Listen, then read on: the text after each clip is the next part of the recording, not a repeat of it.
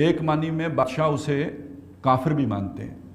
فرعون سے بھی اگر آپ پوچھتے نا پہاڑ کس نے بنائے، وہ کبھی نہ کہتا میں نے بنائے، کہہ سکتا ہی نہیں۔ اگر کہتا لوگ سمجھتے پاگل ہے، بادشاہ پاگل ہو گیا، کہتا پہاڑ میں نے بنائے۔ اس کے پیدا ہونے سے پہلے یہ پہاڑ موجود تھا، اس بے وقوف نے کدھر سے بنایا؟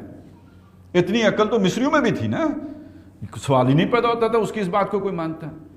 اس معنی میں جسے کہتے ہیں نا اللہ کی تکوینی بادشاہت، اس کو تو تمام انسان مانتے ہیں، نہ بھی مانے تو تب بھی اللہ کی وہ بادشاہت جاری و ساری ہے۔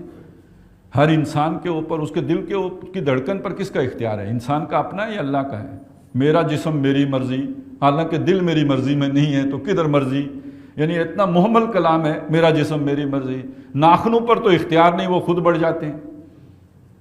آپ وہ ذرا کنٹرول کر کے دکھاؤ۔ دوران خون پر آپ کا کوئی کنٹرول نہیں ہے، آپ کے دل کی دھڑکن پر، بالوں کے بڑھنے پر۔ تو یہ کتنے خرچے کرنے پڑتے ہیں غیر ضروری بالوں کے لیے۔ تو یہ تو کچھ ہمارا اختیار اگر تلاش کریں تو اپنی سوچوں پر بھی ہمارا اختیار نہیں ہوگا۔ وَمَا تَشَاءُونَ إِلَّا أَن يَشَاءَ اللَّهُ، تم چاہ بھی نہیں سکتے جب تک کہ اللہ نہ چاہے۔ یہ تو کوئی معمولی سا اختیار ہے امتحان کے لیے جو اللہ نے دیا ہے، اس کا ذکر قرآن مجید میں ہے۔ وگرنہ یہ کہ اب تو ماہرین نفسیات بھی یہ ماننے پہ مجبور ہیں کہ بہت کچھ انسان پر جبر ہے، ماحول کا ہے، والدین کا ہے، جینز کا ہے، وہ فلانا ہے، ٹنگڑا ہے۔ تو یہ سارا کچھ ملا کے تو انسان کا اختیار انہیں بھی بہت تھوڑا سا ہی نظر آتا ہے۔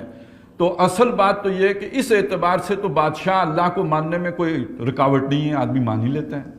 اور اگر ہمارے آئین میں لکھا ہو کہ اللہ بادشاہ ہے تو امریکہ کے آئین میں بھی لکھا ہوا ہو سکتا ہے کہ اللہ بادشاہ ہے، اس سے کوئی فرق نہیں پڑتا۔ اصل جو بات قرآن مجید کہتا ہے وہ اور ہے، اس کی تشریع بادشاہت مانو۔ یعنی بادشاہ وہ ہوتا ہے اصل میں جس کا حکم چلے۔ ایک خلیفہ وہ ہیں جو حضرت ابو بکر ہیں، حضرت عمر ہیں۔ ایک خلیفہ وہ ہوتا تھا جس کی کوئی سنتا ہی نہیں تھا، نہ مغل سنتے تھے نہ ترک سنتے تھے، وہ اپنی بس ویسے ایک وہ مور لگانے والا خلیفہ تھا، اس سے زیادہ اس خلیفہ کی کوئی حیثیت نہیں ہوتی تھی۔ اسی طرح ایک بادشاہ وہ ہوتا ہے جبروت والا، جیسے وہ مغل اعظم تھا اکبر دی گریٹ، اور ایک بادشاہ بہادر شاہ ظفر ہوتے ہیں، وہ بھی بادشاہ ہوتے ہیں، لیکن یہ کہ اس کی بادشاہت جو ہے اپنے محل کے اندر ہی ہوتی ہے، اس سے باہر اسے کوئی گھاس گھٹ ڈالنے کے لیے تیار نہیں ہوتا ہے۔ تو اللہ تعالیٰ بادشاہ ارض و سما ہے، لہو ملک السماوات والارض، اسی کے لیے آسمانوں اور زمین کی بادشاہی۔ اور یہ کہ للہ ملک السماوات والارض، اللہ ہی کی بادشاہی ہے آسمانوں اور زمین کے اوپر۔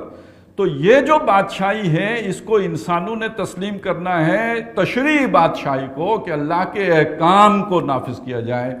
اور اس کا ایک لازمی نتیجہ اور بھی ہے، اور وہ نتیجہ یہ ہے کہ اگر کسی نے اللہ کے احکام کے برعکس اپنے احکام جاری کر دیے ہوں تو وہ اللہ کا باغی ہے، جیسے فرعون باغی تھا۔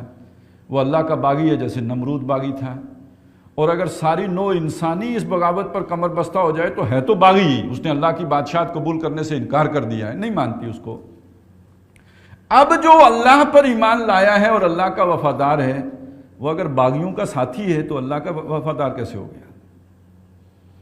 اور اگر وہ باغیوں کی بغاوت کو برداشت کر رہا ہے، اس کے اندر کوئی کڑن نہیں ہے، اس کے اندر کوئی جلن نہیں ہے اس بغاوت کو دیکھ کر، اس کا دل کڑتا نہیں اور اس کے خلاف کوئی رد عمل اس کے اندر نہیں ہے، تو کون سا ایمان ہے پھر؟ کس اللہ کو مانا ہے؟ کوئی اپنی مرضی والا اللہ مانا ہے؟ وہ والا اللہ تو نہیں مانا کہ جس کا تعارف قرآن مجید نے کرایا۔